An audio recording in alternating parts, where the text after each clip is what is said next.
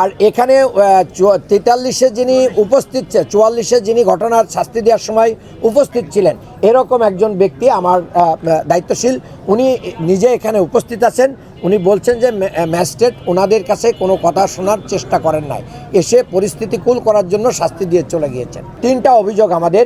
44 নম্বর ওয়ার্ডে আমাদের polling agent যারা বুথে ছিল তাদের জন্য আমরা জাল ভোট চ্যালেঞ্জের জন্য প্রতিটা খামে 100 টাকার নোট 5টা করে দেওয়ার ব্যবস্থা করেছি। খালি 44 নম্বর ওয়ার্ডে না, পুরো আসনে আমরা এটা দিয়েছি। এটা সরকারি নিয়মই আছে, জাল ভোট চ্যালেঞ্জ করতে গেলে 100 টাকার নোট দিতে হয়। পাঞ্জাবের জগতে একটি বিশ্বস্ত নাম শাবাব এথনিক ওয়্যার।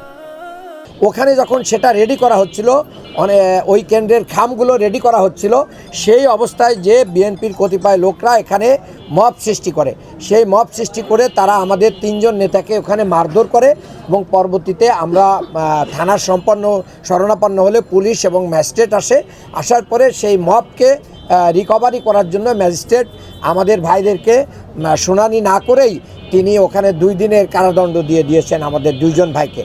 এটা আমি মনে করছি যে ইনি নির্বাচনী পরিবেশ নষ্টের শামিল, কারণ আমাদের জাল ভোট চ্যালেঞ্জের টাকা থাকা কোনো অবৈধ না।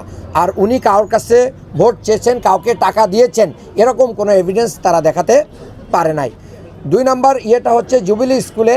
সেখানে আপনারা জানেন যে আজকেই অনেকগুলো কেন্দ্র থেকে কিন্তু পোলিং এজেন্টের যে কার্ড এটা সাইন করে দেওয়া হয়েছে। তো অনেকগুলো কেন্দ্র বলছে সকালে আসবেন। তো আমাদের ভাইরা ওখানে পোলিং এজেন্টের যে কার্ড এটা সাইন করার জন্য গিয়েছিলেন। যাওয়ার পরে বিএনপির লোকেরা ওখানেও মব সৃষ্টি করে সেখানে আমাদের ভাইদেরকেও মারধর করে এবং প্রিজাইডিং অফিসারকেও মারধর করেছে। এই অবস্থায় পরবর্তীতে সেখানে পুলিশ এবং সেনাবাহিনী এসে পরিস্থিতি নিয়ন্ত্রণ করে সেটা কুল করেছে। বাট এই যে প্রিজাইডিং অফিসারকে মারধর করা, আমাদের ভাইদেরকে মারধর করা এবং কাদের নেতৃত্বে এটা হয়েছে, যুবদলের, তাদের নামও আমি আপনাদেরকে বলেছি। আমি মনে করি আমাদের ভাইদের 5 জন ভাইকে ওখানে আহত করা হয়েছে, আগের ঘটনায় 3 জন ভাইকে আহত করা হয়েছে। সবগুলো ব্যাপারে আমরা প্রশাসনকে অবহিত করেছি এবং আমরা আমাদের আইনগত ব্যবস্থা নিব ইনশাআল্লাহ। আর অনেকগুলো ঢাকা শহরের অধিকাংশ কেন্দ্রই ঝুঁকিপূর্ণ। ঢাকা শহরের স্কুলগুলোতে এমনিতেই অভিভাবকরা চায় তাদের কি থাকুক, মানে সিসি ক্যামেরা থাকুক। মনিজা রহমান কেন্দ্র যেখানে বারবার কি হয়, এই গ্যান্ডারিয়াতে সহিংসতা হয়, ইতিপূর্বে নির্বাচনেও দেখা গিয়েছে।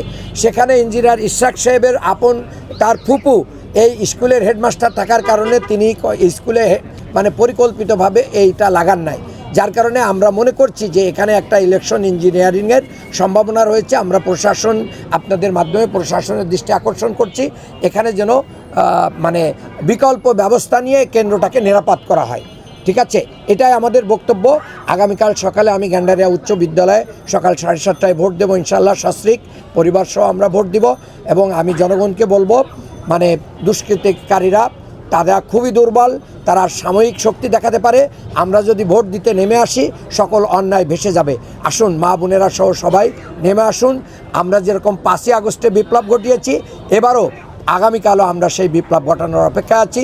এবং আমার পাশে শহীদ জুনায়েদের পিতা, শহীদ আনাসের পিতা বসে আছেন, ওনাদেরকে সাথে নিয়ে আমরা বলতে চাই এই গ্যান্ডারিয়ায় এই বৈষম্য বিরোধী আন্দোলন শহীদ আবু সাইদ মুগ্ধ সহ যারা জীবন দিয়েছেন তাদের এই রক্তের ঋণ পরিশোধের জন্য আমরা আবারও আগামীকাল ব্যালট বিপ্লব ঘটাবো। কোনো সন্ত্রাসের কাছে আমরা মাথা নত করবো না ইনশাআল্লাহ।